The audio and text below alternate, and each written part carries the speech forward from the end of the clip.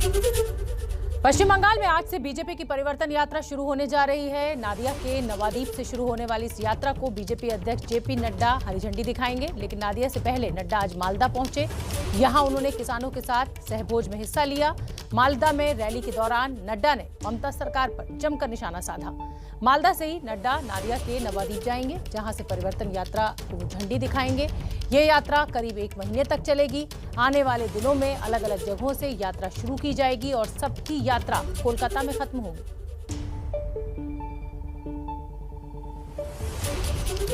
मालदा में रैली के दौरान बीजेपी के राष्ट्रीय अध्यक्ष जेपी नड्डा कुछ ही देर बाद यहां पहुंच जाएंगे नवद्वीप में, और यहां से बंगाल में आवाज उठेगी परिवर्तन की। और हमारे साथ है राजू बैनर्जी, जो बंगाल बीजेपी के उपाध्यक्ष है और पिछले कुछ दिनों से यहां जो तैयारी चल रही है इसको देख रहे थे। राजू दा, आपसे जानना चाहूंगा कितनी अच्छी तैयारी है और क्या ये मैदान पूरा जो खचाखच आज भरा रहेगा? देखिए, तैयारी तो पूरा हो चुकी है। अभी हम लोग इंतजार कर रहे हैं, माननीय जेपी नड्डा जी आए, वो मालदा में अभी है, इधर आएंगे।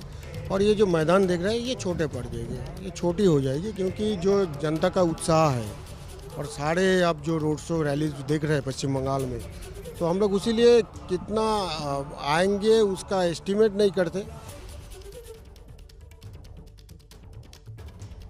आम आदमी जी उत्साह से आते हैं, ये खचाखच भर के ये बाहर चला जाएंगे, इतना भीड़ होंगे। सिर्फ 1 घंटा 45 मिनट है।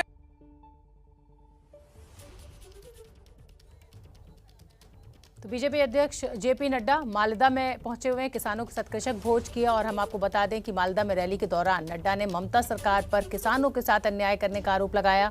उन्होंने कहा कि केंद्र की तमाम योजनाओं को ममता सरकार ने राज्य में लागू ही नहीं होने दिया। मित्रों, अगर मैं बात करूं तो पश्चिम बंगाल में ममता दीदी ने किसानों के साथ बहुत बड़ा अन्याय किया है, बहुत बड़ा।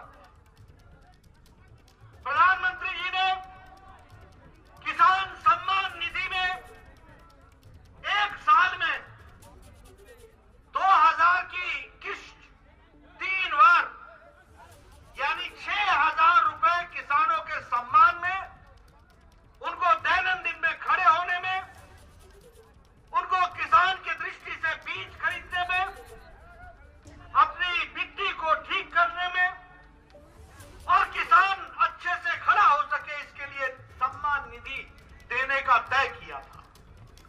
लेकिन ममता दी ने अपनी जिद में, अपने ईगो के कारण, अपने अभिमान के कारण मोदी जी के इस कार्यक्रम को बंगाल की धरती पर लागू नहीं होने दिया।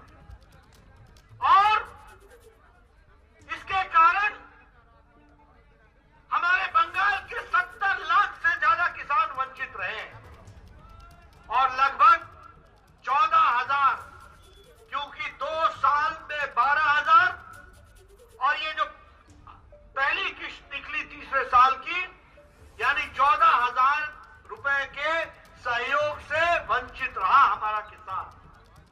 और आज जब बंगाल के किसानों में लगभग 25 लाख लोगों ने केंद्र सरकार को खुद अर्जी भेज दी, तो कहती है ममता जी की मैं भी प्रधानमंत्री किसान सम्मान निधि लागू करूंगी। ममता जी, चुनाव आ गए हैं, अब पछतावत होत क्या जब चिड़िया चुग गई खेत।